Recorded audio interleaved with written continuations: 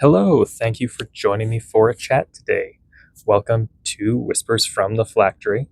I've been a game runner and storyteller for over 15 years now, and really I just like to talk and have a bit of a chat about something tabletop role playing game related.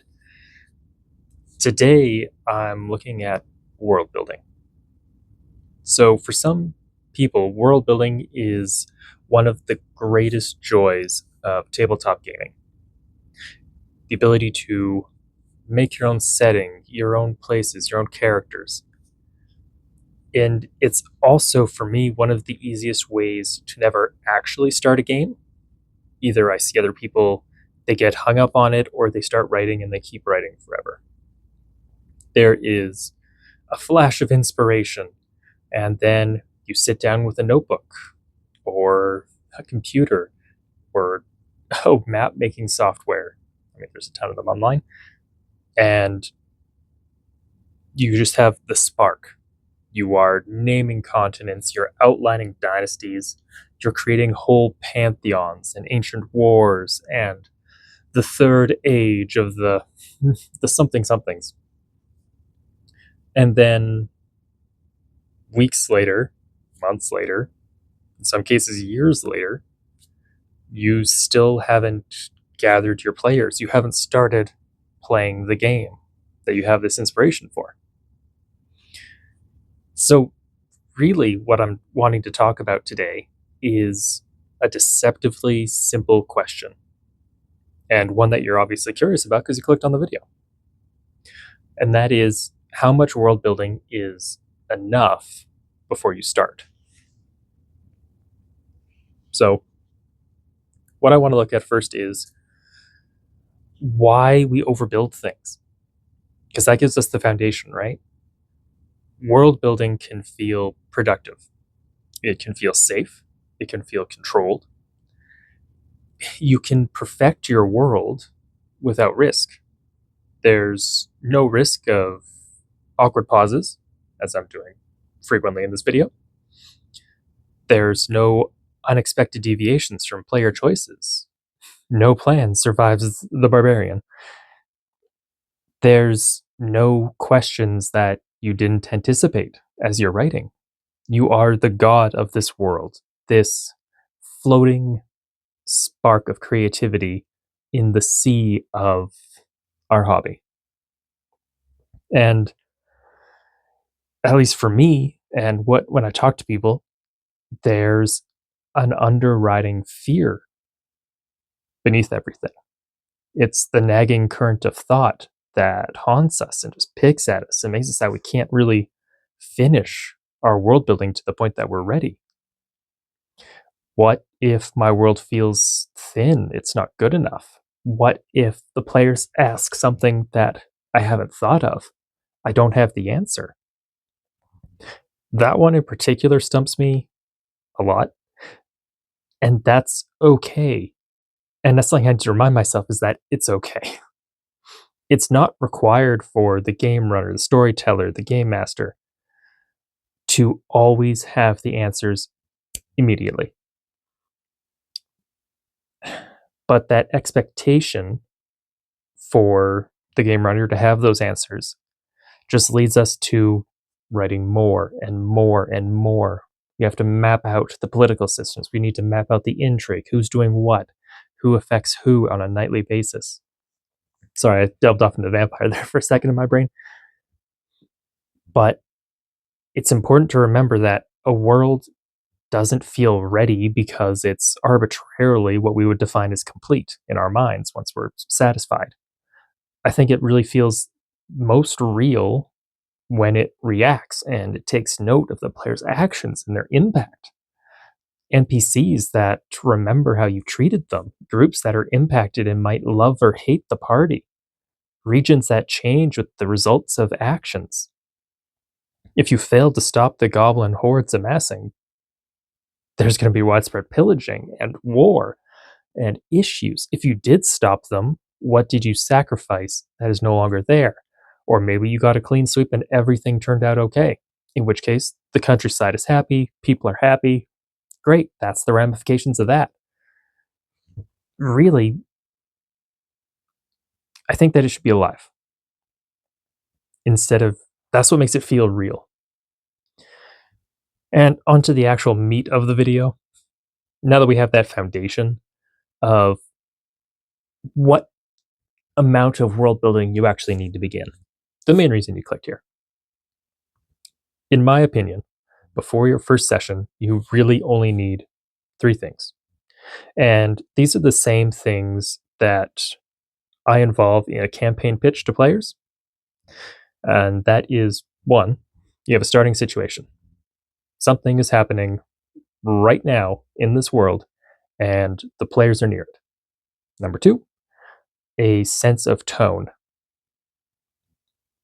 This really gets finally worked out in session zero, but it's nice to have something that everyone agrees to and will follow through on. Is the world hopeful? Is it grim? Is it weird? Is it crazy? Is it cozy? Is it mythic? Are are heroes gods among men, or is it a hard-fought existence where death lurks around the corner? AKA, how many character sheets do you need to have ready? But really, it's the genre of the story you're wanting to tell. Because if not everyone's on the same page, it's going to be difficult. So that's number two. And then the third is one place that matters. Is it a village? Is it a ship? Is it a city block in a metro area? Is it a single dungeon that they need to delve? Too many fingers. Is it a specific forest where there's said to be a druid or a pegasus or a unicorn or just one place that matters? Somewhere small enough to hold in your head that you can remember all the details for, or at least, well, most of them. Realistically, most of them. And those three things, that's it. Really, you don't need the empire across the sea or past the mountain ranges.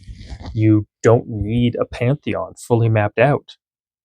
Maybe you only have one to three gods, the major god of the region, a player's god, maybe, and if you're going up against a cult or something, the god that they worship.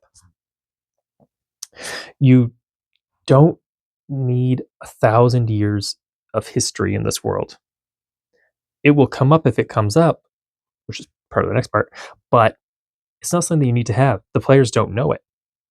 Realistically, the players might know 5 years history, maybe, and that's general history.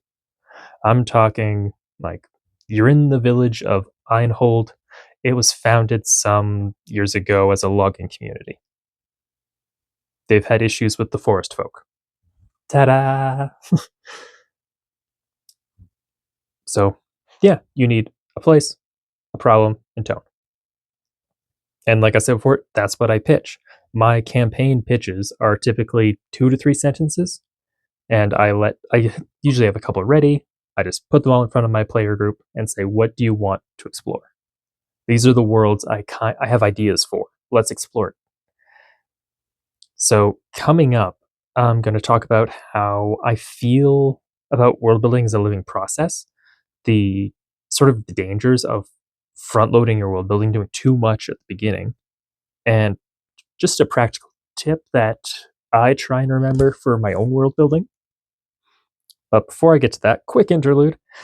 If you like the video, consider leaving a like or a comment. If you want more, consider hitting subscribe. Now that that's out of the way, onward. I think that, and this is just a useful reframe for me, world building is something that you discover with your players. It's not something that you intrinsically write down solely for yourself and then tell them. Because if you're going to do that, you could write a book, or you could make a game, or you could do some other creative thing that lets people explore the world that you made through that finite lens. But we're playing a game, a cooperative storytelling game. So every time a player asks a question, that's a chance for the world to grow. Every time the party or single player even sometimes makes a choice, the results of those choices give the world its shape, give it more meaning. If you decide everything in advance, the world can become rigid and fragile. It might snap under pressure. You become afraid of being contradicted, both by yourself, by other people. Like, oh no, well, that can't work together because of this.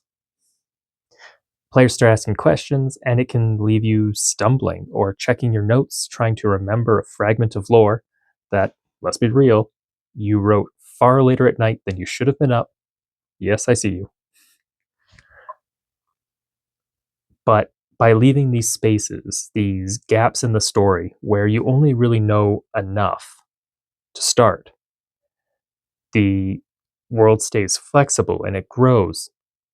And this is what's commonly referred to as organic world building or collaborative world building. It's highlighted a little bit, I find, in Dungeons and Dragons Pathfinder. It's really highlighted in other systems that are more narrative focused. So if you've only played Dungeons and Dragons or Pathfinder, I really recommend giving at least the books a read for other systems. Things like Knives in the Dark, Dungeon World, Kane.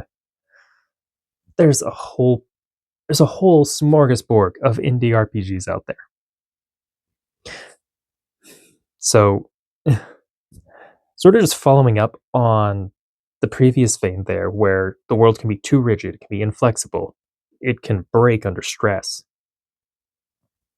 I really find that too much early world building can, well, it works against you. When players are handed large blocks of lore before they're invested, I mean, it doesn't stick. Maybe that's me, maybe that's the playgroups I've been with. And it's not because they don't care. Well, sometimes a player might not care, unfortunately. Sorry. But really, it's because they don't know what matters yet. And the human brain can only process so much at once. If we don't know why something is important, it's more likely to get left by the wayside. We're just going to forget it and ignore it. Information needs context. This applies to all walks of life. So especially in D&D games and, well, just tabletop games, if we don't have context for why something's important, it just gets tossed out the window. My character does not have time, and I don't have time to remember all the details of the 5th dynasty of the rising moon in the land of Hawaba. I wasn't sure there. What is important to my character is the group that they're affiliated with, a knight's vigil. Oh my gosh, now I can't think of a word for that. A group of knights, a knightly order, or a rogues guild, or something like that.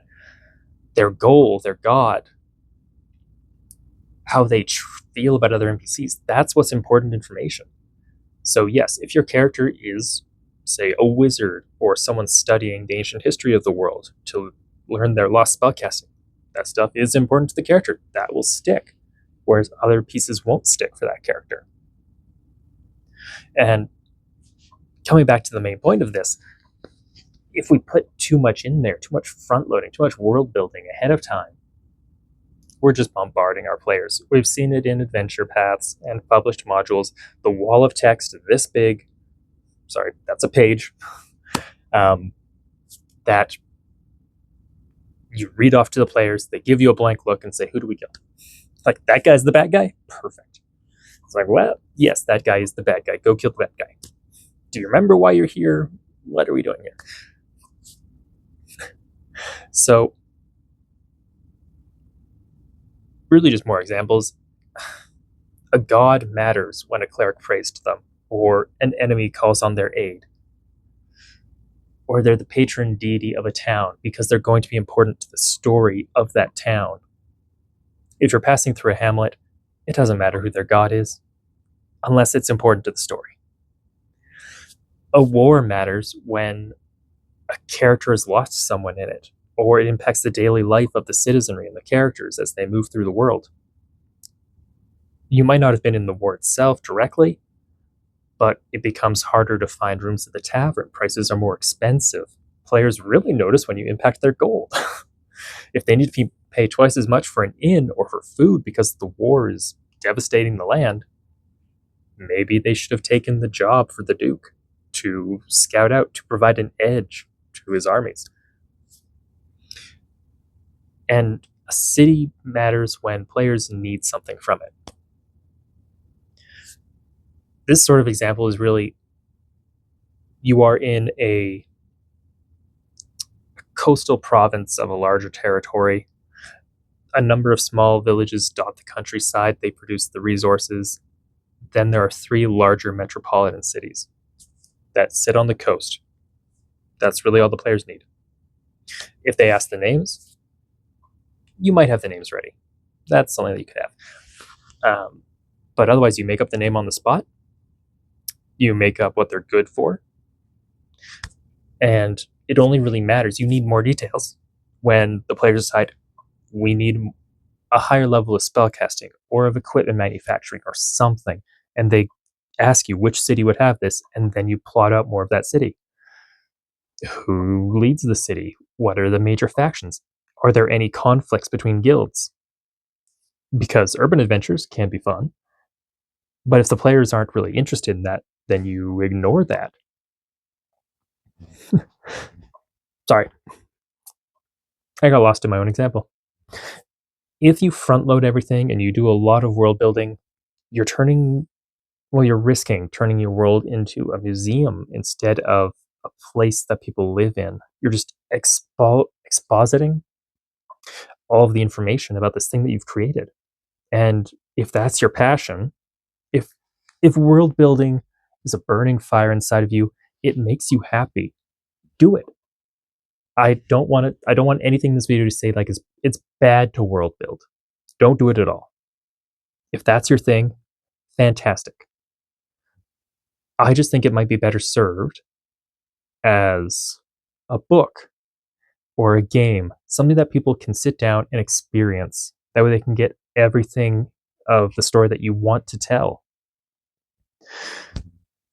Or even a D&D source book. I have a world I want to share. I'm currently writing a source book. I don't know how good it's going to be, but I'm writing one. I suppose the main thing here is it's okay to explore your world and learn it slowly. It's how a slow pace is how people learn things in the real world, through experience. Sort of like studying a language. You can read books, use apps, watch shows, all of this to try and learn something. But true learning and mastery only comes from using it frequently, as it directly pertains to you. So info that pertains to your characters will matter more. It will stick better. Yeah, that's sort of all I had to say on that portion. So I'm just going to go right into the next, into the practical rule of thumb. And this is something I try to remember. And I think it's a simple guideline. I don't use it all the time because it doesn't work when you're planning campaign arcs, but world build one session ahead. You need to know enough to run the next session confidently, and generally not too much more beyond that. If the players might leave town next session, then you sketch the road to the next city or whatever place that they're going. Maybe it is a temple, maybe it's a corrupted glade. You sketch that. If they're going to be dealing with a local faction, define that group. You might add some key members, some rivals to the faction, where they control territory in whatever region that you're in. But you don't need their history going back 10 years. It can be a fine line to tread, and in the end, it really comes down to a comfort of how much do you need to prepare to feel comfortable yourself. That can just be the trap, is never getting games going because you're not comfortable yet. And Really, what this video is reinforcing that you don't have to be 100%. It's okay not to be. Really, when following on the last thing of only planning out a session ahead, when you're at the table, the GM should take notes too, of course, but write down what becomes true through play. And then all of these little bits of accumulated lore. What god is important to your character? What is the nature of your order? Have players help you. Let them tell you about their characters and the places they've been before the campaign started. Of course, don't go overboard. You haven't gone and slayed dragons and yada yada yada yada as a third level character. But digressing. Really, over time, all these little bits, these accumulations, they add up into a rich world built with your friends. Yes, you have the guiding hand, and more than likely, let's admit, 60% of it, 70% of it was written by you. But it is a shared experience. So if you're waiting for your world to feel complete before you start, you're going to be waiting forever. A world doesn't need to be finished for it to be meaningful or awesome or engaging for your friends. Build a little, leave gaps. Organic storytelling, I'm a big fan of it. And just start the game. The story will help you write the rest of it as it unfolds. Yeah. At the end here, if you've made it this far, thank you for sticking with me. If you're interested in seeing me do some world building of my own settings or stories, I'll be posting videos that I think will release weekly. And it'll just be me as I go through and do it, well, almost in real time. I might edit out some of the daft bits, although generally I try not to edit out anything. And when I finish either an adventure or enough things that they're concrete by themselves, I'll be putting that up on Drive-Thru RPG, just so that it's out there and people can look at it. So consider subscribing if you're interested in that and don't want to miss it. For today, let me know, how do you feel about your world building? Do you think you do too much? Do you think you don't do enough? Are there particular elements that you're really fond of? Do you like creating the gods or the politics? I want to know about it. Tell me about it. Until next time, good luck.